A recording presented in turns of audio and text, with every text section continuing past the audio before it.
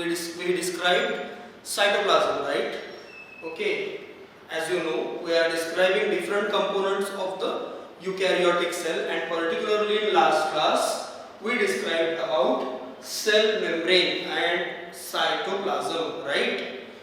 If you talk about cytoplasm, we did discuss that cytoplasm is nothing but a mass of protoplasm excluding nucleus, right? And as far as cytoplasm is concerned, you can further divide it into two components, that is cytoplasmic matrix on the one side and cytoplasmic organelles or intracellular organelles on the other side. What I said, cytoplasmic matrix and intracellular organelles or cytoplasmic organelles on the other side, or cellular organelles on the other side, right? As far as cytoplasmic matrix is concerned, which is the first component of cytoplasm, what we said, it's a fluid part of cytoplasm. It is a crystallocolloidal complex. Why crystallocolloidal? Because certain components are present in soluble form while others are present in colloidal form. Colloidal in the sense non-soluble or partially insoluble form, right? Crystallocolloidal. Crystalloids means those which are fully soluble, and colloids means those which are either partially or completely insoluble. That forms fluid part. That's what you call cytoplasmic matrix. Then we discuss some other things about cytoplasm, like cytoplasm or cytoplasmic matrix shows continuous movement, to which you call cytoplasmic streaming. Then it is a site for various metabolic reactions that are going on in a cell. And we also said that all the different components or all the different solutes and materials required for cellular activities that are going on in cytoplasm are present in cytoplasm itself, right? Simple सी बात कि cytoplasmic matrix या cytoplasm में carry out होने वाले सभी metabolic reactions के लिए रिक्वायर्ड रॉ मटेरियल्स, सॉल्यूट्स, सब कुछ वही साइटोप्लाज्मिक मैट्रिक्स में ही प्रेजेंट होता है, राइट? फिर हमने और कुछ साइटोप्लाज्मिक मैट्रिक्स के बारे में चीजें डिस्कस की, जैसे कि साइटोप्लाज्मिक मैट्रिक्स जो है वो कंटिन्यूअसली मूव होते रहता है, जैसे ये पहले भी हम बोल चुके हैं कि cytoplasmic matrix shows continuous movement, जिसको हम साइक्लोसिस या साइटोप्लाज्मिक स्ट्रीमिंग भी कहते हैं। फिर लास्ट में हमने सारी चीजें एक लाइन में एनलिस्ट की थी। अगर रिकॉल करो तो वो सारे सब चीजें जो हमने एनलिस्ट की थी वो थे डिफरेंट टाइप के ऑर्गेनल्स, डिफरेंट टाइप के ऑर्गेनल्स और डिफरेंट टाइप के स्ट्रक्चर्स जो कहाँ पाए जाते हैं, किसी गिवन यूकैरियोटिक सेल में या किसी गिवन यूकैरियोटिक ऑर्गेनिज्म में पाए जाते हैं, राइट? अब वो सभी कंपोनेंट्स, फिर से वही बात, जैसे कि हमने प्रोकैरियोटिक सेल के लिए कहा था कि general structure of the prokaryotic cell में डिस्क्राइब्ड सभी ऑर्गेनल्स या सभी स्ट्रक्चर्स हर प्रोकैरियोटिक सेल में नहीं पाए जाते। लाइकवाइज हमने कल जो एनलिस्ट किए थे या आज से हम जो पढ़ने जा रहे हैं वो सभी ऑर्गेनल्स हर यूकैरियोटिक सेल में प्रेजेंट हो ये जरूरी नहीं है। तो again the same thing will come into play कि many of the components that we are going to describe from now are compulsory components that is present in all different types of eukaryotic cells, while there are many which are restricted to some eukaryotic cells only. But as we are describing general structure of the eukaryotic cell, not specifically of plant or animal or fungi or like anything, we are describing a general structure of a eukaryotic cell.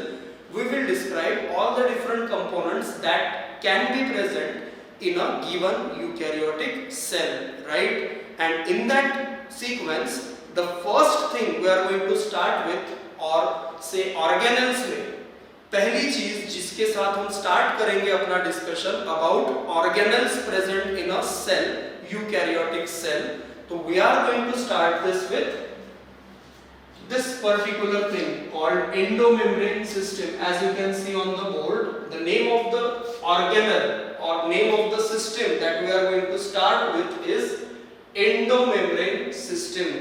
Okay, if you divide this term endomembrane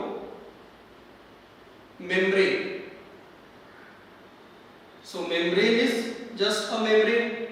Endo means within.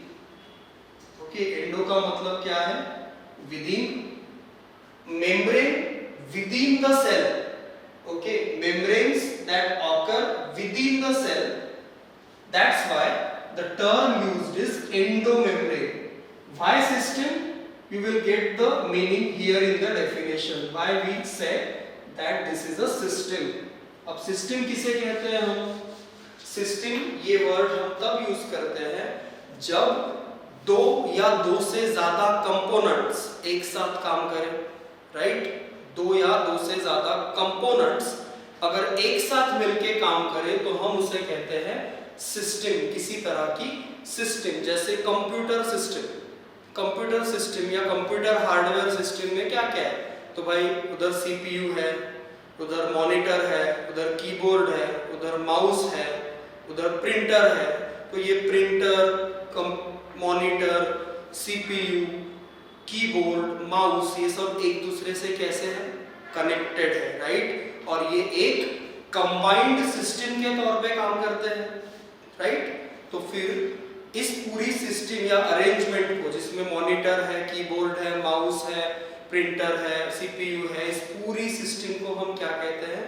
Computer system. इसमें से एक भी component अगर हम निकाल दें तो system काम नहीं करेगी प्रॉपरली। उसी तरह से यूकैरियोटिक सेल्स के अंदर, what I said, eukaryotic cells के अंदर कुछ ऐसे ऑर्गेनल्स पाए जाते हैं जो एक साथ मिलके, या हम यूं कहें कि कोलैबोरेशन में काम करते हैं, एक साथ कोऑर्डिनेट करके काम करते हैं, राइट? तो ऐसे ऑर्गेनल्स के कॉम्बिनेशन को या ऐसे ऑर्गेनल्स के ग्रुप को हम एक सिस्टम कहते हैं। और क्योंकि इस सिस्टम के सभी ऑर्गेनल्स में एक बात कॉमन है कि all of them possess their own membrane, own biomembrane, and all of them possess a single one biomembrane. All of them are single membrane bound organelles, and all of them are working together or in collaboration, and all of them are present inside the cell. See what I said? All of them, just do some writing here. What I said? All of them are present within the cell. यहां से term आई endo. Okay, all of them are single membrane bound organelles. तो यहां से term आई membrane. Okay, and all of them work in coordination. यहां से term आई सिस्टम। देखो, all of them are present within the cell, that's why endo.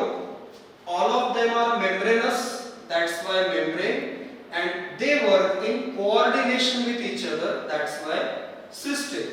So its endomembrane system is the given name because of these three reasons. Have a look again. हम जिन organelles की बात यहाँ करेंगे, या हम जिन organelles को endomembrane system कहते हैं, उन सभी ऑर्गेनल्स को एंडोमेम्ब्रेन सिस्टम क्यों कहते हैं कुल मिला के? क्योंकि वो सब सेल के अंदर प्रेजेंट है, वो सब मेम्ब्रेन बाउंड है, और वो सभी के सब मिलकर काम करते हैं। That's why endomembrane system. ठीक है ना? कंफ्यूजन दूर करो, एक नोट पॉइंट यहाँ पे करो कि एंडोमेम्ब्रेन सिस्टम ये कोई इंडिविजुअल ऑर्गेनल नहीं है। एंडोमेम्ब्रेन सिस्टम ऐसे ऑर्गेनल्स के ग्रुप या सेट को कहा जाता है जो ये फीचर्स शो करते हैं: सेल के अंदर प्रेजेंट होना, सिंगल मेम्ब्रेन बाउंड होना, और एक साथ मिलके या कोऑर्डिनेटेड मैनर में काम करना। तो फिर ऐसे कौन से ऑर्गेनल्स है जो एंडोमेम्ब्रेन सिस्टम का हिस्सा है? देखो कल हमने 10-12 ऑर्गेनल्स एनलिस्ट किए थे लास्ट लेक्चर में, ठीक है ना? तो सबके सब ना सिंगल मेम्ब्रेन बाउंड है, ना सबके सब एंडोमेम्ब्रेन सिस्टम का हिस्सा है। उनमें से we need to pick those who work as a unit or endomembrane system, but before to know them you just have a look at a proper definition of an endomembrane system that is written on the board. What is written here? See in the black color, it is a system of single membrane bound organelles present in eukaryotic cells. Those work in coordination with each other. The same thing अभी तक हम जो elaborated manner में कह रहे थे वो एक compact manner में लिखा हुआ मिलेगा। जहाँ तक endomembrane system की definition का सवाल है कि it is a system of single membrane bound organelles. Single membrane bound, ये important चीज, membrane एक ही है, दो नहीं, single क्योंकि दो भी होती है, that's why I am saying this. Single membrane bound organelles present in eukaryotic cells, those work in coordination with each other. Now it's time to describe which are the organelles out of many that work as unit or an endomembrane system. So they are like A, or first one is endoplasmic reticulum, second one is Golgi complex, third one is lysosomes, and fourth D is vacuoles. See how many organelles are there in total? अगर हम individual organelles के तौर पे देखें तो यहाँ पे 4 organelles हमको नजर आएंगे। First is endoplasmic reticulum, then there is Golgi complex, then there is lysosomes and there are vacuoles. Okay, ये चारों हम कहीं ना कहीं जानते हैं, हम प्रीवियस स्टैंडर्ड्स में भी इनको सुन चुके हैं। अभी समय है इनको डिटेल में डिस्क्राइब करने का, इनकी हर पॉसिबल डिटेल्स के साथ। लेकिन भले ही हम इन ऑर्गेनल्स को इंडिविजुअली डिस्क्राइब करेंगे, हम endoplasmic reticulum, Golgi complex, lysosomes, vacuoles, each of them will be described separately in complete details, but you need to remember that even if we are studying them differently, even if we are describing their details in separate manner, but they are a part of single system, right? They all work in coordination with each other. That's why we are calling these four as a part of one single system, that is endomembrane system. Get the thing? I think you get it. Okay, if not, then I am once again repeating the same thing कि endomembrane system is a set of organelles. Now you know how many organelles? 4 organelles. Okay, it's a set of 4 organelles who work in coordination with each other, right? That's why it is called a system. And what is common in all 4 organelles that you can see? All of them are single membrane bound, and all of them are present within the cell. That's why endomembrane, right? Now, one very important question that you will always find on this particular topic, maybe 2 questions. Okay, think what question you can take out of this. Just think. Okay, so you should think like कि if someone asks me कि which of the following organelle or out of the following organelles provided, which organelle is not a part of endomembrane system? ठीक है, हिंदी में कहें तो अगर question पूछा जाए कि दिए गए ऑर्गेनल्स में से कौन सा ऑर्गेनल एंडोमेम्ब्रेन सिस्टम का हिस्सा नहीं है। ठीक, तो इस बात या इस क्वेश्चन का सही जवाब देने के लिए हमारे पास किस फैक्ट का नॉलेज होना जरूरी है कि व्हाट इज एंडोमेम्ब्रेन सिस्टम और उसमें कौन से 4 ऑर्गेनल्स इंक्लूडेड है। तो what should click in our mind, first thing that should click into our mind is ER, that is endoplasmic reticulum, Golgi complex, lysosomes and vacuoles. These are the 4 organelles which are part of endomembrane system. अब एक बार तुमको ये पता है कि endomembrane system में कौन से ऑर्गेनल्स इंक्लूडेड है, तो हम आसानी से इस सवाल का जवाब दे पाएंगे कि कौन सा ऑर्गेनल एंडोमेम्ब्रेन सिस्टम का हिस्सा नहीं है। सपोज तुमको 4 ऑप्शंस ऐसे दिए गए हैं, ठीक है ना। क्वेश्चन है which of the following organelle is not a part of endomembrane system, और तुम्हारे पास ऑप्शंस है endoplasmic reticulum, Golgi complex, lysosomes, flagella. तो फट से हमारे दिमाग में आंसर आना चाहिए फ्लैजेला, क्योंकि हमको पता है कि ये 3 तो एंडोमेम्ब्रेन सिस्टम का हिस्सा है, और चौथा कौन होना चाहिए, वैक्यूल्स, ना कि flagella. So flagella should be the answer because it is the wrong thing to place in endomembrane system. No doubt flagella is an organelle, but what is asked, you have not what is not being asked to you कि which of the following is not an organelle. पूछा क्या है, which of the following organelle is not a part of endomembrane system. That's why your answer should be in that case flagella. And for that what knowledge you should have कि these 4 organelles are the organelles that are present as a part of endomembrane system. Is it okay? That's what I am trying to convey. Okay, so these kind of questions are very common whenever you face any question paper, okay, related to NEET. Okay, what other simple category question can arise from this particular topic कि which of the following organelle are or is a part of endomembrane system. अब इस question में क्या पूछा है, कौन सा नहीं है ये नहीं पूछा, कौन सा है ये पूछा है। तो तुमको गिवन ऑप्शंस में से ये ऑर्गेनल पहचानते आना चाहिए जो एंडोमेम्ब्रेन सिस्टम का हिस्सा है। तो इन चारों में से कोई एक होगा जो तुमको चूज करना होगा। चारों के चारों भी हो सकते हैं, और एक ऑप्शन हो सकता है ऑल ऑफ द अबव, तो वो भी तुमको देखना होगा। तो ये सारी चीजें हमारे दिमाग में आनी चाहिए जब भी हम, मैं पहले से कहता रहा हूँ कि whenever we discuss some topic, you should ask question to yourself कि what a question thing I can take out of this particular topic। जैसे कि मैंने यहाँ आपको अभी फिलहाल के लिए 2 कैटेगरी के क्वेश्चन इस टॉपिक पे बताए, और ये रहा आपका डेटा उस क्वेश्चन को सॉल्व करने के लिए, right.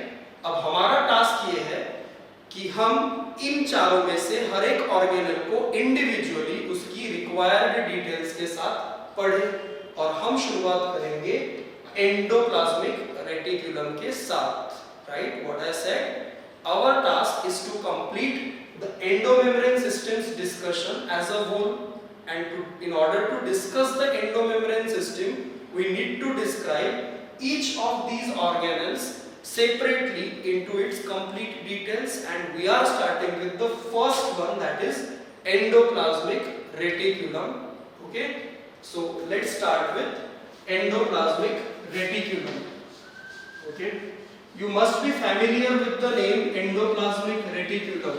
If you recall some things that you have learned in previous classes, then one basic thing that should come into your mind, जो basic चीज endoplasmic reticulum, ये नाम सुनने के बाद, क्या नाम है, endoplasmic reticulum, ये टर्म सुनने के बाद सबसे बेसिक चीज जो तुमने सुनी होगी शायद, आई एम अज्यूमिंग दिस, कि आपको ये हुआ होगा, तो इसके बारे में मैक्सिमम लोगों ने सुन रखा होगा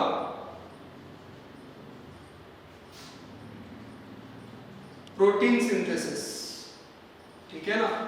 ज्यादा से ज्यादा commonly known fact endoplasmic reticulum के बारे में ये होती है कि ये वो स्ट्रक्चर है सेल का जो प्रोटीन सिंथेसिस में काम करता है या प्रोटीन सिंथेसिस के लिए वर्क करता है। But it's not wrong, not at all wrong कि प्रोटीन सिंथेसिस करता है। Yes, endoplasmic reticulum is involved in the process of protein synthesis, no doubt, but it is not the only process which is carried out by endoplasmic reticulum. It's a very important cellular organelle, it's a very important structure present in a cell.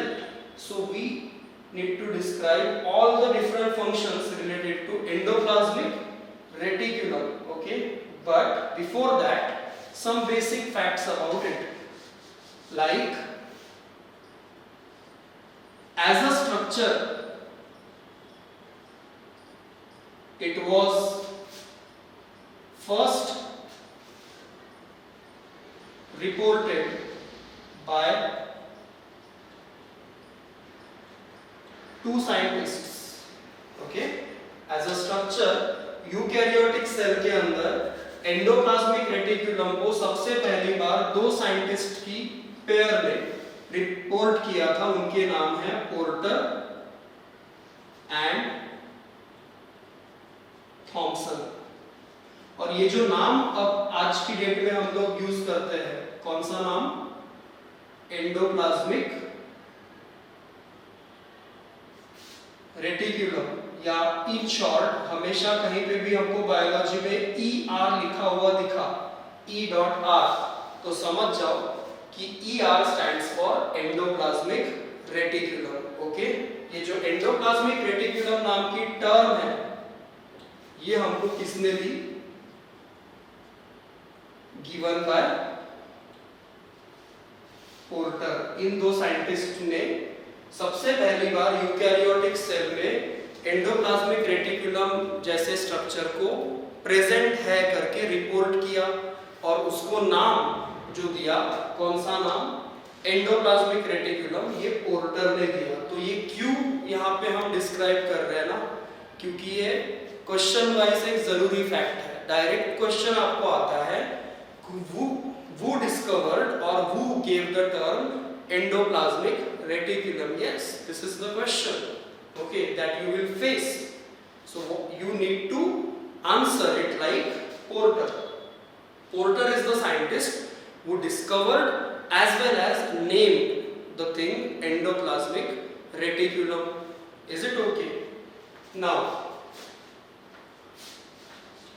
as it is a part of endomembrane system, जैसे कि हमको पता है कि endoplasmic reticulum is a part of endomembrane system. हम यहाँ फिर से एक बार उसी बात को मेंशन कर लेते हैं कि it is a single membrane bound organelle,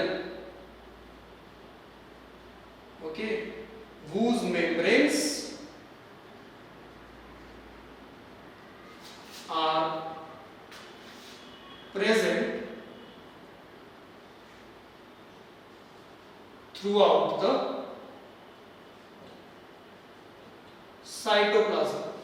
ठीक, ये ऐसा मेम्ब्रेनस ऑर्गेनेल है, ऐसा मेम्ब्रेनस स्ट्रक्चर है जिसमें स्ट्रक्चरली सिर्फ सिंगल मेम्ब्रेन प्रेजेंट होती है, one membrane, that's why we are calling it single membrane bound organelle. और इसकी मेम्ब्रेन्स जो है वो पूरे साइटोप्लाज्म में रैंडमली फैली हुई होती है। That's why what we are saying is membranes are present throughout the cytoplasm, means right from the nucleus up to the plasma membrane, हर तरफ diffused form में हमको एंडोप्लाज्मिक रेटिकुलम की membranes here and there randomly फैली हुई दिखती है किसी पर्टिकुलर यूकैरियोटिक सेल में। और इसीलिए अब ये भी फैक्ट क्वेश्चन वाइज इंपॉर्टेंट है, that's why endoplasmic reticulum is said to form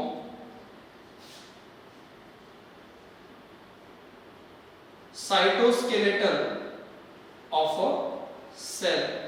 ठीक है, क्योंकि इसकी मेम्ब्रेन्स सेल के अंदर फैली हुई होती है here and there, it is said that कि membranes of endoplasmic reticulum forms cytoskeleton of the cell. Skeleton क्या करता है हमारी बॉडी में?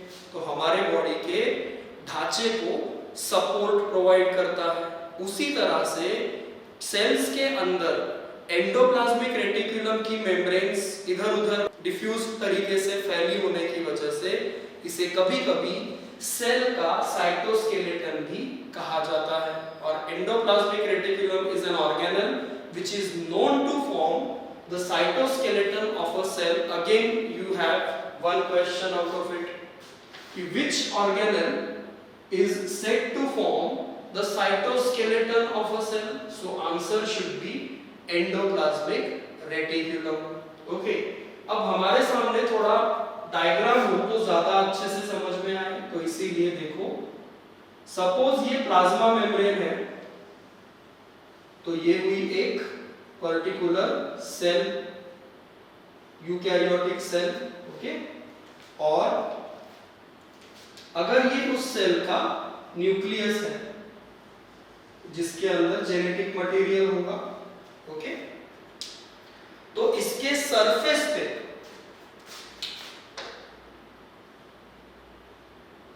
हमको कुछ इस तरह की मेम्ब्रेन्स देखने को मिलेंगी रैंडमली। ओके, अब ये बहुत कम निकाल रहा हूं मैं क्योंकि हमारे पास उतनी जगह नहीं है।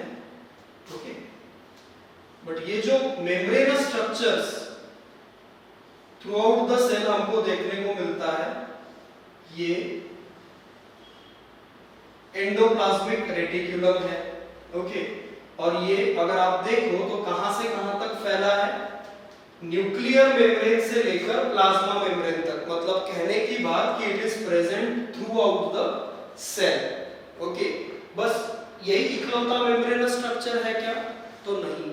आप याद करो कि एंडोमेम्ब्रेन सिस्टम में 4 ऑर्गेनल्स है जो मेम्ब्रेनस है, जो सबके सब सिंगल मेम्ब्रेन बाउंड है। मतलब एंडोप्लाज्मिक रेटिकुलम जो अभी फिलहाल हम डिस्कस कर रहे हैं, गोल्जी कॉम्प्लेक्स, लाइसोसोम्स, वैक्यूल्स। तो ये मेम्ब्रेन्स गोल्जी कॉम्प्लेक्स की भी ऐसी ही दिखेंगी, ठीक है ना? लेकिन फिलहाल फोकस हमारा एंडोप्लाज्मिक रेटिकुलम पे है। तो just understand that this red portion which is membranous is a representation of endoplasmic reticulum। अगर आप इन मेम्ब्रेन्स को ध्यान से देखो तो ये कितनी रेड लाइंस है? एक सिंगल, हर बार सिंगल है ना? तो इसीलिए सिंगल निकाली है क्योंकि ये ऑर्गेनेल सिंगल मेम्ब्रेन बाउंड है। अगर डबल मेम्ब्रेन बाउंड होता तो 2 निकालते एक साथ, ठीक है ना? क्योंकि एक ही मेम्ब्रेन प्रेजेंट है, सिंगल मेम्ब्रेन बाउंड ऑर्गेनेल है, यहाँ पे एक ही सिंगल मेम्ब्रेन निकाली है। अब एक बात फिर से समझो, इसमें से एक मेम्ब्रेन हम थोड़ी सी यहाँ पे बाहर निकालते हैं, एक सिंगल यूनिट निकालते हैं बाहर, इतना सपोज। तो ये कुछ ऐसा है ना? अब आप थोड़ा सा लॉजिक लगाओ, थोड़ा सा इमेजिनेशन करो, क्योंकि आप यहाँ पे फिजिकली प्रेजेंट नहीं हो तो इमेजिनेशन तो आपको करनी पड़ेगी, बहुत जरूरी चीज है वो आपके लिए। अगर ये मेम्ब्रेन है, कितनी मेम्ब्रेन है ये? 2 नहीं है, एक ही है। 2 होती तो ऐसे निकालते, कॉन्सेप्ट समझो। 2 होती तो ऐसे निकालते, 2 नहीं है, एक ही है, राइट? अब मैं क्या कर रहा हूं यहाँ पे, ये समझो। पहले मैं इतना हिस्सा आपको इधर निकाल के दिखा रहा हूं, ठीक? अब आप इस चीज को इससे रिलेट करो, ठीक? तो आपको समझ में आएगा कि बाहर क्या है, मतलब यहाँ क्या है, यहाँ क्या है, यहाँ देखो, यहाँ क्या है? ये जो गैप है ये मेम्ब्रेन के बीच की जगह नहीं है, ये मेम्ब्रेन के बाहर की जगह है, बराबर? तो यहाँ क्या है, मतलब यहाँ क्या है? Cytoplasmic matrix. What is here outside the membranes? Cytoplasmic matrix. लेकिन इधर क्या है? मेम्ब्रेन्स के अंदर क्या है? मतलब यहाँ ये मेम्ब्रेन्स के अंदर की जगह है, बाहर की नहीं। तो ये जो चीज है मतलब यहां, इसको साइटोप्लाज्मिक मैट्रिक्स नहीं कहते, इसे कहते हैं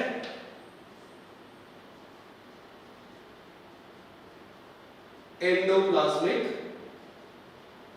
matrix. See what I said कि endoplasmic reticulum is a single membrane bound organelle, okay, and its membranes encloses its own matrix. Membranes के अंदर उनका खुद का फ्लूइड है, मैट्रिक्स है। जो फ्लूइड पार्ट या जो मैट्रिक्स, मैट्रिक्स का मतलब फ्लूइड, जो फ्लूइड पार्ट या जो मैट्रिक्स एंडोप्लाज्मिक रेटिकुलम की मेम्ब्रेन्स के अंदर प्रेजेंट है उसे कहते हैं endoplasmic matrix. Is it okay? और जो हिस्सा या जो फ्लूइड एंडोप्लाज्मिक मेम्ब्रेन की बाहर प्रेजेंट है वो हमारा नॉर्मल क्या है? साइटोप्लाज्मिक फ्लूइड, मतलब साइटोप्लाज्मिक मैट्रिक्स। तो फिर क्योंकि एंडोप्लाज्मिक रेटिकुलम की मेम्ब्रेन्स साइटोप्लाज्म में फैली हुई है और एंडोप्लाज्मिक रेटिकुलम की मेम्ब्रेन्स के अंदर का फ्लूइड बाहर के फ्लूइड से अलग है, मतलब साइटोप्लाज्मिक मैट्रिक्स से अलग है, तो इस जगह को हम क्या कहते हैं? ल्यूमेन। ल्यूमेन मतलब space, lumen of endoplasmic reticulum. Is it okay? The space that is enclosed within membranes of endoplasmic reticulum, मतलब ये वाली स्पेस, ध्यान दो, मतलब जब भी आप वीडियो देखो तो इधर मैं जहां पे पेन रखा हूं वहां पे ध्यान दो। ये वाली स्पेस मेम्ब्रेन्स के अंदर है, देखो ये वाली जो ब्लू कलर में मैं डॉट बना रहा हूं, ये वाली स्पेस मेम्ब्रेन्स के अंदर है, तो इस स्पेस को क्या कहेंगे? Lumen of endoplasmic reticulum. अब इस स्पेस पे जरा गौर करो, जो मैं रेड में डॉट बना रहा हूं, इस स्पेस को, ये वाली स्पेस कहां है? या ये वाली स्पेस कहां है? मेम्ब्रेन्स के बाहर है। देखो मेम्ब्रेन्स के अंदर नहीं है, मेम्ब्रेन्स के बाहर है ये वाली स्पेस, तो इसको हम क्या कहेंगे? Extra luminal space. एक्स्ट्रा मतलब ल्यूमेन के बाहर। ल्यूमेन कहां है? मेम्ब्रेन्स के अंदर। तो मेम्ब्रेन्स के अंदर की जगह मतलब ल्यूमेन, और मेम्ब्रेन के बाहर की स्पेस मतलब extra luminal space. Extra luminal space में कौन है? Cytoplasmic matrix. ल्यूमेन के अंदर कौन है? Endoplasmic matrix. और ल्यूमेन और एक्स्ट्रा ल्यूमिनल स्पेस को सेपरेट किसने किया? नो डाउट एंडोप्लाज्मिक रेटिकुलम की मेम्ब्रेन में। कितनी मेम्ब्रेन्स है? 1। That's why called single membrane bound organelle. Is it okay? Now क्या एंडोप्लाज्मिक रेटिकुलम सभी यूकैरियोटिक सेल्स में प्रेजेंट होता है? जवाब यस और नो, क्या होना चाहिए? तो इसका जवाब है no. What I said, does endoplasmic reticulum is present in all eukaryotic cells? If this is the question, its answer is no. Why? एक तरफ तो हम कह रहे हैं कि we are discussing components of the eukaryotic cell, and within the same topic we are describing endoplasmic reticulum, and we are saying this also कि it is not part of all eukaryotic cells. तो जवाब इसका no इसलिए है because there are certain cells like eggs or female gamete जो कि एक cell है, then mature RBCs, red blood corpuscles या erythrocytes जिन्हें कहते हैं हम, या फिर इवन sieve tube cells जो कि फूड कंडक्ट करने वाले फ्लोएम नाम के मस्कुलर टिश्यू का हिस्सा होती है। तो ये सभी सेल्स के एग्जांपल्स है, फीमेल गमेट, मैच्योर आरबीसीज या फिर सीव ट्यूब सेल्स। और ये सभी सेल्स यूकैरियोटिक ऑर्गेनिजम्स को बिलोंग करती है, मतलब बाय नेचर ये सभी सेल्स यूकैरियोटिक है। लेकिन मतलब यूनिक थिंग या यूनिक फैक्ट ये है कि इनमें से किसी में भी एंडोप्लाज्मिक रेटिकुलम नहीं पाया जाता, ठीक है ना। तो यू कैन से और वन कैन से कि these are certain exceptions, these are certain cells who do not contain endoplasmic reticulum in them, at least at their maturity. So because there are certain exceptions, one cannot say that endoplasmic reticulum is a compulsory structure of a eukaryotic cell or present in all eukaryotic cell, but one can say definitely that if you remove or if you don't consider these exceptions, मतलब इन कुछ sales को अगर छोड़ दिया जाए तो बाकी की सभी यूकैरियोटिक सेल्स में एंडोप्लाज्मिक रेटिकुलम ये एक काफी अहम इंपॉर्टेंट ऑर्गेनल है, जो कि एक बहुत इंपॉर्टेंट रेस्पॉन्सिबिलिटी पूरी करता है, जो कि हम आगे देखेंगे कौन सी। बट बिफोर दैट ये बता दूं कि endoplasmic reticulum in general term है, ठीक है ना। लेकिन अगर इसके टाइप्स की बात करें तो एंडोप्लाज्मिक रेटिकुलम उसके अपीयरेंस या स्ट्रक्चर के बेसिस पे दो टाइप का कंसीडर किया जाता है या दो टाइप का कहा जाता है या दो टाइप्स में डिवाइड किया जाता है। उसमें से पहला है SER और दूसरा है RER। ओके, SER मतलब smooth endoplasmic reticulum, okay, smooth endoplasmic reticulum तो SER, and rough endoplasmic reticulum मतलब RER। ओके, अब स्मूथ एंडोप्लाज्मिक रेटिकुलम का कोई अल्टरनेट नाम नहीं है, लेकिन रफ एंडोप्लाज्मिक रेटिकुलम को अल्टरनेटिवली ग्रैन्युलर एंडोप्लाज्मिक रेटिकुलम भी कहते हैं, राइट। अब ऐसा क्यों है ये सब हमको डिस्कस करना होगा इन दिस पर्टिकुलर टॉपिक आगे जाकर। लेकिन फिलहाल पहले बेसिक बात ये समझ लो कि हम क्या कह रहे हैं यहाँ पे कि एंडोप्लाज्मिक रेटिकुलम एक सिंगल मेम्ब्रेन ऑर्गेनल है जो एंडोमेम्ब्रेन सिस्टम का हिस्सा है, और इसकी membranes through out the cytoplasm फैली होती है। ओके, और इस एंडोप्लाज्मिक रेटिकुलम को ओवरऑल हम कितने हिस्सों में डिवाइड या कितने टाइप्स में डिवाइड कर सकते हैं? दो, on the basis of its appearance, that is smooth endoplasmic reticulum and rough endoplasmic reticulum, as you can see. And rough endoplasmic reticulum is further said as granular endoplasmic reticulum. Now our next task is to describe these two, okay, with their details. Okay, so let's see the details of them.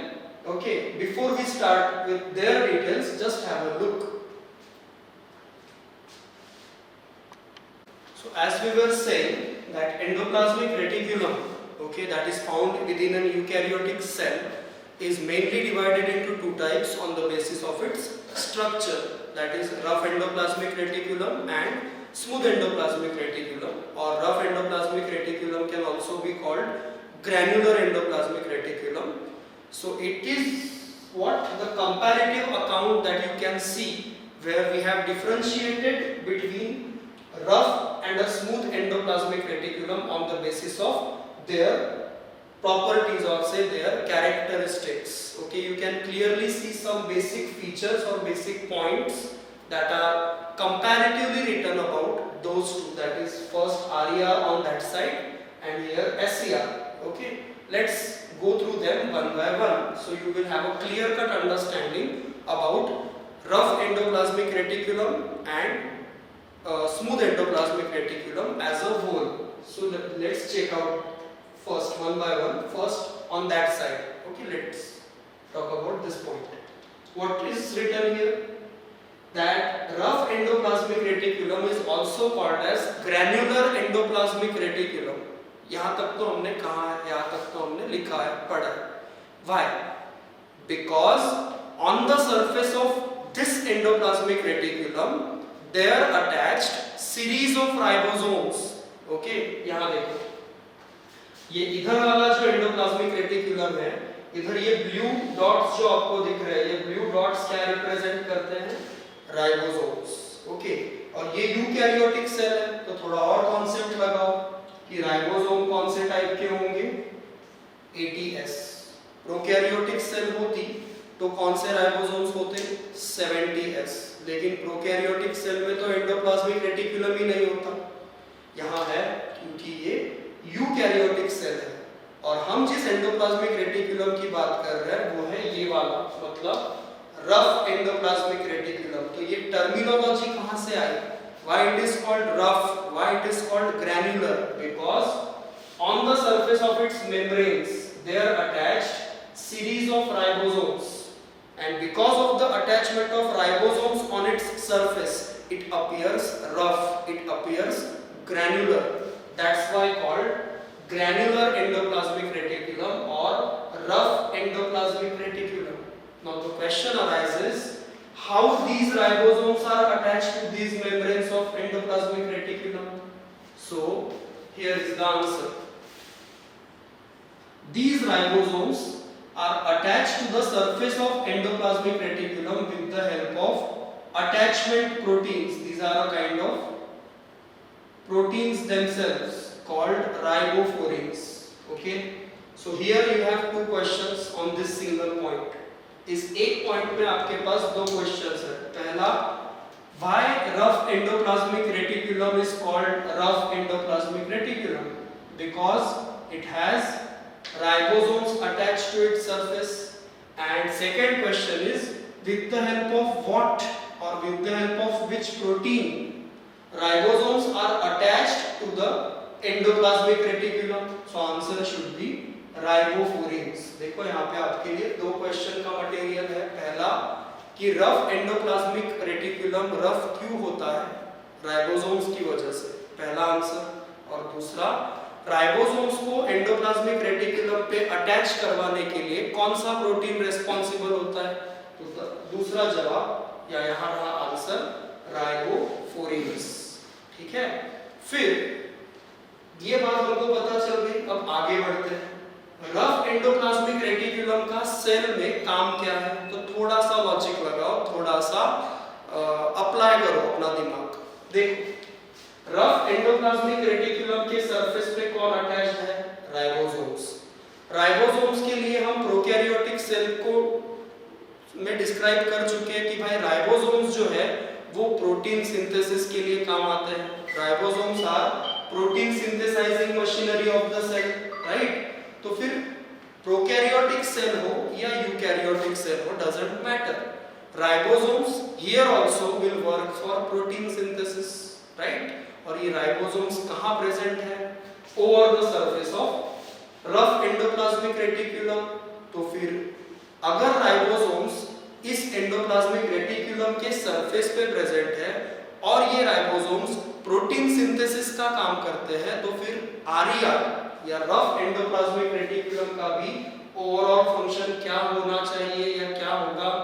Synthesis of protein. And सिर्फ synthesis नहीं, तो एक additional function कि protein बनने के बाद उसका further modification जो भी रिक्वायर्ड है वो भी इसी ऑर्गेनेल में, मतलब रफ एंडोप्लाज्मिक रेटिकुलम में किया जाता है. क्लियर? तो आप दो फंक्शंस यहाँ देख सकते हो रफ एंडोप्लाज्मिक रेटिकुलम से रिलेटेड. पहला कि it is involved in synthesis of proteins because it has ribosomes over their surface, and it is also involved in modification of those produced proteins as per requirement, right? Now फिर जाहिर सी बात है कि अगर rough endoplasmic reticulum का main function है protein को synthesise करना और उन्हें मॉडिफाई करना, तो ये वाला एंडोप्लाज्मिक रेटिकुलम मतलब रफ एंडोप्लाज्मिक रेटिकुलम वैसे तो सभी यूकैरियोटिक सेल्स में पाया जाएगा, क्योंकि प्रोटीन सिंथेसिस एक एसेंशियल एक्टिविटी है जो हर सेल के लिए रिक्वायर्ड है। तो no doubt rough endoplasmic reticulum will be a thing that will be seen across different types of eukaryotic cells, but क्या लगता है ज्यादा प्रोमिनेंटली या ज्यादा मात्रा में ये कौन सी सेल्स में दिखाई देगा? तो जाहिर सी बात है उन यूकैरियोटिक सेल्स में इस एंडोप्लाज्मिक रेटिकुलम का प्रेजेंस ज्यादा होगा जो यूकैरियोटिक सेल्स एक्सटेंसिवली प्रोटीन बनाती है या कंटिन्यूअसली ज्यादा से ज्यादा क्वांटिटी में प्रोटीन प्रोड्यूस करती है। कुछ एग्जांपल्स लिखे हैं, जैसे कि लीवर की सेल्स, जैसे कि पैंक्रियास की सेल्स, जैसे कि एंटीबॉडीज बनाने वाली प्लाज्मा सेल्स। ये कुछ ऐसे सेल्स के एग्जांपल है जिनमें बाकी सेल्स के मुकाबले ज्यादा मात्रा में रफ एंडोप्लाज्मिक रेटिकुलम पाया जाता है, क्योंकि ये वो सेल्स हैं जो बाकी सेल्स के मुकाबले ज्यादा मात्रा में प्रोटीन प्रोड्यूस करती है, और उसको प्रोड्यूस करने के लिए इनको किस ऑर्गेनल की जरूरत पड़ेगी? RER की, तो वो उनमें ज्यादा अमाउंट में पाया जाता है। बाजू में आपको एक अकाउंट दिखेगा जो किसके लिए है? स्मूथ एंडोप्लाज्मिक रेटिकुलम के लिए, ठीक है ना। अब स्मूथ एंडोप्लाज्मिक रेटिकुलम की जहां तक बात है, जैसे कि मैं पहले भी कह चुका हूं कि why it is called smooth, क्योंकि ये रफ नहीं है। बहुत सिंपल, बहुत कॉमन सेंस वाली बात है कि स्मूथ इसलिए क्योंकि रफ नहीं है। अब सोचो रफ क्यों था? क्योंकि उसके सरफेस पे राइबोसोम्स प्रेजेंट थे। तो सिंपल सी बात, it is called smooth endoplasmic reticulum because it's membranes do not possess ribosomes over its surface. क्योंकि इसके सरफेस पे किसी भी तरह का राइबोसोम जैसी कोई चीज अटैच नहीं होती, इसे हम स्मूथ एंडोप्लाज्मिक रेटिकुलम कहते हैं, राइट। और जैसे rough endoplasmic reticulum protein synthesis के लिए रिस्पांसिबल है, उसी तरह से स्मूथ एंडोप्लाज्मिक रेटिकुलम का प्राइमरी फंक्शन अगर कुछ है तो वो है synthesis and storage of things like carbohydrates and steroids, fats. Smooth endoplasmic reticulum कौन सी एक्टिविटीज में इन्वॉल्व होता है? अलग अलग प्रकार के कार्बोहाइड्रेट्स बनाने में, अलग अलग प्रकार के फैट्स या लिपिड्स को सिंथेसाइज करने में किसका इन्वॉल्वमेंट है? स्मूथ एंडोप्लाज्मिक रेटिकुलम का। As you can see here we have written this, it is mainly involved in synthesis of glycogen which is a kind of carbohydrate, fats, steroids, etc. This etc. means many other things, okay, which are synthesized by smooth endoplasmic reticulum, okay. तो जैसे हमने rough endoplasmic reticulum के लिए कहा कि भाई जो sales ज्यादा प्रोटीन सिंथेटिक एक्टिविटी में इन्वॉल्व है उनमें हमें rough endoplasmic reticulum extensive manner में मिलेगा, उसी तरह से बॉडी की जो सेल्स कार्बोहाइड्रेट्स को सिंथेसाइज करने में, फैट्स को सिंथेसाइज करने में इन्वॉल्व है या एटलीस्ट उनके स्टोरेज में इन्वॉल्व है, ऐसी यूकैरियोटिक सेल्स में हमको ये वाला एंडोप्लाज्मिक रेटिकुलम ज्यादा प्रोमिनेंटली मिलेगा। जैसे यहाँ आप देख सकते हो कि इधर वाला जो एंडोप्लाज्मिक रेटिकुलम है इसमें कोई भी राइबोसोम नहीं है, तो it is said to be SER and it is prominently found in those cells which are involved in such activities. Example के तौर पे यहाँ कुछ सेल्स लिखी है, जैसे कि एडिपोज सेल्स, फैट्स को स्टोर करने वाली cells, adipose cells, then muscle cells जिधर कार्बोहाइड्रेट स्टोर किया जाता है, देन एड्रेनल ग्लैंड नाम की एक ग्लैंड होती है हमारे बॉडी में जो हार्मोन्स बनाती है, स्टेरॉइडल हार्मोन्स बनाती है। तो स्टेरॉइड्स बनाने का काम किसके थ्रू होता है? SER, as you can see। तो ऐसी सेल्स में जिनमें इस तरह के काम किए जाते हैं, आपको ये वाला एंडोप्लाज्मिक रेटिकुलम ज्यादा क्वांटिटी में मिलेगा। और एक बहुत यूनिक फैक्ट, एक बहुत अजीब सी बात ये है कि ये दोनों एंडोप्लाज्मिक रेटिकुलम्स इंटरकन्वर्टिबल है, क्योंकि अगर आप रफ एंडोप्लाज्मिक रेटिकुलम के सरफेस से राइबोसोम हटा दो तो वो बन जाएगा स्मूथ एंडोप्लाज्मिक रेटिकुलम। और उल्टा करो, मतलब स्मूथ एंडोप्लाज्मिक रेटिकुलम के सरफेस पे अगर राइबोसोम्स अटैच हो जाए तो it will become rough endoplasmic reticulum. So what I am saying is it's not constant. As I said कि membranes can be transformed, membranes are dynamic, right? तो इसी वजह से ये endoplasmic reticulum भी interconvertible है. With the attachment of ribosomes, SER can become RER, and with the removal of ribosomes, RER can become SER. Okay, this one more fact you need to know. And as far as their separate accounts are concerned, here you can see both of them. It is about rough endoplasmic reticulum and it is about smooth endoplasmic reticulum. Okay, next to see is the general structural components of endoplasmic reticulum. But before we move on to them, have a proper look at this comparative account once. Okay. So we have just seen a comparative account of RER, that is rough endoplasmic reticulum, and smooth endoplasmic reticulum. And now on the board you can see another thing, a very small topic or a very small subtopic, that is structural components of endoplasmic reticulum. अब ये क्या चीज है तो देखो, जब हम endoplasmic reticulum का ओवरऑल स्ट्रक्चर निकालते हैं तो हम सेल में या किसी भी बुक के डायग्राम में आप देखो, आपको एंडोप्लाज्मिक रेटिकुलम ऐसा निकाला हुआ मिलेगा, ठीक है ना, ओवरऑल। लेकिन इलेक्ट्रॉन माइक्रोस्कोप में जब इसकी डिटेल्ड स्टडी की जाए, अगर एंडोप्लाज्मिक रेटिकुलम को डिटेल्ड फॉर्म में अगर स्टडी किया जाए तो हमको पता चलता है कि ओवरऑल एंडोप्लाज्मिक रेटिकुलम 3 अलग-अलग चीजों से या 3 अलग-अलग तरह के स्ट्रक्चर से बना हुआ है। उसमें से पहला है, these are flat parallel sac-like structures called cisternae. What is the name for such parallel sacs which are prominently seen in an endoplasmic reticulum? They are called cisternae. Then these are elongated structures. They are called tubules, and these are small circular or irregularly shaped structures called vesicles. Okay, तो कहने की बात यह है या समझने वाली बात यह है कि एंडोप्लाज्मिक रेटिकुलम चाहे वो RER हो या SER हो, मतलब स्मूथ एंडोप्लाज्मिक रेटिकुलम हो या रफ एंडोप्लाज्मिक रेटिकुलम हो, ओवरऑल 3 डिफरेंट टाइप के स्ट्रक्चर्स का कॉम्बिनेशन है। कौन से 3 डिफरेंट टाइप के स्ट्रक्चर्स?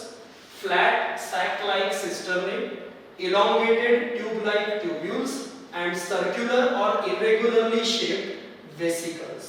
अब थोड़ा सा ऑब्जर्वेशन से हमको ये पता चलता है कि रफ एंडोप्लाज्मिक रेटिकुलम के स्ट्रक्चर में ट्यूब्यूल्स और वेसिकल्स के मुकाबले सिस्टर्ने की क्वांटिटी या अमाउंट ज्यादा होता है, जबकि स्मूथ एंडोप्लाज्मिक रेटिकुलम में सिस्टर्ने के मुकाबले ट्यूब्यूल्स और वेसिकल्स की क्वांटिटी ज्यादा होती है। लेकिन ओवरऑल SER हो या RER, दोनों ही तरह के ER में, मतलब एंडोप्लाज्मिक रेटिकुलम में collectively we find cisternae, tubules and vesicles as a structural components. That's why the name structural components of endoplasmic reticulum. This is the question material. Which structural component is more prominently found in RER? It is cisternae. Which structural component is prominently found in SER? It is tubules and vesicles. Overall, which structural components are found in endoplasmic reticulum, means including RER and SER? It's cisternae, tubules and vesicles. अब जब हमने comparative account पढ़ा था या comparatively चीजों को लिखा था अबाउट RER एंड SER, तभी हमने दोनों के ही इंडिविजुअल फंक्शंस को लिख दिया था। लेकिन फिर भी उसके अलावा भी एंडोप्लाज्मिक रेटिकुलम के फंक्शंस हैं। इसीलिए जो नेक्स्ट चीज और लास्ट चीज है इस टॉपिक की, वो है overall functions of endoplasmic reticulum. Overall functions of endoplasmic reticulum means including RER and SER। So let's see one by one. कुछ ऐसे भी होंगे जो रिपीटेडली है, कुछ ऐसे भी है जो न्यू है। तो जैसे पहला आपको दिखेगा जो हो चुका है, हमने ऑलरेडी कहा है कि because the membranes of endoplasmic reticulum are distributed here and there within the cell, it works as cytoskeleton of a cell. Then ये देखो दूसरा जो है वो थोड़ा यूनिक है, हमने प्लांट सेल्स के बीच के कनेक्शन को ऑलरेडी डिस्क्राइब किया है कि भाई प्लांट सेल्स के बीच ब्रिज लाइक स्ट्रक्चर होता है जिसे प्लाज्मोडेस्माटा कहते हैं, ये हम पढ़ चुके हैं। ओके, जब हमने प्लांट सेल को डिस्क्राइब किया था तब ऑलरेडी हम प्लाज्मोडेस्माटा डिस्क्राइब कर चुके हैं कि दे आर इंट्रासेलुलर ब्रिजेस और bridge like structure present between adjacent plant cells. तो इन प्लाज्मोडेस्माटा के थ्रू एंडोप्लाज्मिक रेटिकुलम एक्सटेंडेड होता है, मतलब दो एडजेसेंट सेल्स के बीच इंटरनली मतलब प्लाज्मोडेस्माटा के अंदर कौन कनेक्टिविटी प्रोवाइड करता है? Endoplasmic reticulum. बात समझ में आई? Inside plasmodesmata who connects the adjacent plant cells?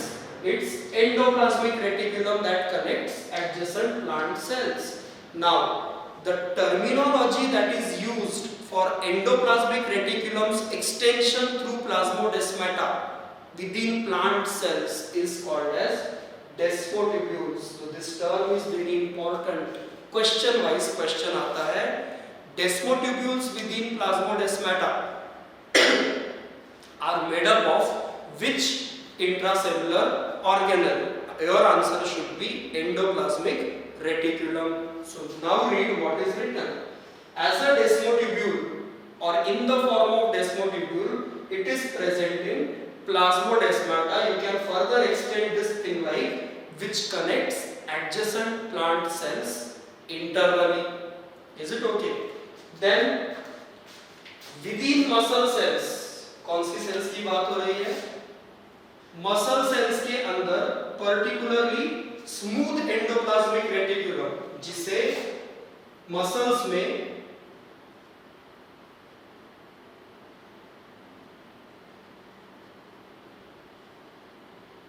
Sarcoplasmic reticulum भी कहा जाता है। ठीक है ना? क्या कहा मैंने? मसल सेल्स में एंडोप्लाज्मिक रेटिकुलम को कौन से? स्मूथ एंडोप्लाज्मिक रेटिकुलम को सार्कोप्लाज्मिक रेटिकुलम भी कहा जाता है, सिर्फ मसल सेल्स में, जो क्या करता है? Storage and release of calcium ions further extended like required for muscle contraction. Muscles के कॉन्ट्रैक्ट होने के लिए या मसल्स कॉन्ट्रैक्ट होने के लिए रिक्वायर्ड आयन या रिक्वायर्ड मिनरल आयन है कैल्शियम आयन। ठीक, और ये कैल्शियम आयन मसल्स की सेल के अंदर कहां स्टोर होता है? उस मसल सेल के एंडोप्लाज्मिक रेटिकुलम में, मतलब एससीआर में, स्मूथ एंडोप्लाज्मिक रेटिकुलम में, जो उस कैल्शियम आयन को स्टोर करके रखती है और समय आने पर रिलीज भी करती है। That's why within muscle cells SCR works for storage and release of calcium ions that are required for muscle contraction. Apart from that, ये पढ़ चुके हैं हम कि SCR is involved in synthesis of fats and carbohydrates. But इसके अलावा SCR is also involved in synthesis of chemicals like ascorbic acid. Ascorbic acid का ज़्यादा known नाम है विटामिन C। सेल्स के अंदर विटामिन सी बनाने की जिम्मेदारी या एस्कॉर्बिक एसिड बनाने की जिम्मेदारी एससीआर की है। और उसी तरह से आईज में जो रेटिना होता है, आपको पता होगा शायद कि रेटिना आंखों की वो लेयर है जिसकी वजह से हम देख पाते हैं। तो देखने के लिए एक पिगमेंट रिस्पॉन्सिबल होते हैं कुछ, उसकी डिटेल यहाँ हम डेफिनेटली डिस्कस नहीं कर सकते। जब हम नर्वस सिस्टम पढ़ेंगे तो उसमें हम पूरी डिटेल में आईज को पढ़ेंगे, ह्यूमन आई को। ठीक है, लेकिन फिलहाल के लिए बता दूं कि why we can see, because our eyes have certain group of pigments जिन्हें विजुअल पिगमेंट्स कहते हैं, और उन विजुअल पिगमेंट्स में से एक इंपॉर्टेंट पिगमेंट है रेटिनल। और ये पिगमेंट कौन से विटामिन से बनता है? विटामिन ए से। Vitamin A acts as a precursor और raw material for synthesis of this visual pigment. But the question is, वो विदिन सेल कौन सी ऐसी चीज है सेल के अंदर जो उस रॉ मटेरियल को, मतलब विटामिन ए को विजुअल पिगमेंट में कन्वर्ट करती है? तो answer is SCR. That's why written thing is SCR is required for formation of visual pigment from vitamin A. Is it okay? Apart from that, here you can see one more function related to RER. कि RER is involved in synthesis and modification of proteins, जो हम comparative account में कह चुके हैं already. तो इधर सारे functions को हमने एक साथ ग्रुप कर दिया है ताकि पढ़ने में और समझने में आसानी हो. So you have a look at all these functions at once, okay? And before that we have already described them as a structural components of endoplasmic reticulum. So this is the thing, or these are the things that we need about endoplasmic reticulum as a whole. The first organelle to be described as a part of endomembrane system. देखो link कभी नहीं छोड़ना. हमने endoplasmic reticulum को पूरी detail में describe किया और एंडोप्लाज्मिक रेटिकुलम खुद एंडोमेम्ब्रेन सिस्टम का हिस्सा है और हम जानते हैं कि एंडोमेम्ब्रेन सिस्टम में और 3 स्ट्रक्चर्स है, गोल्जी कॉम्प्लेक्स, लाइसोसोम्स और वैक्यूल्स, जो हम इसके बाद डिस्कस करेंगे या डिस्क्राइब करेंगे आने वाले लेक्चर्स में. आप इस लेक्चर की अगर बात करो तो हमने आज पूरी डिटेल्स किसकी डिस्क्राइब की? एंडोप्लाज्मिक रेटिकुलम की. तो आपका काम है कि go through this video right from the first second up to this point and read and understand all the aspects of endoplasmic reticulum. In next lecture we will deal with Golgi complex and its details, right? So have a look at functions and structural component once, okay? And from my side, this is it for the today's lecture. Thank you.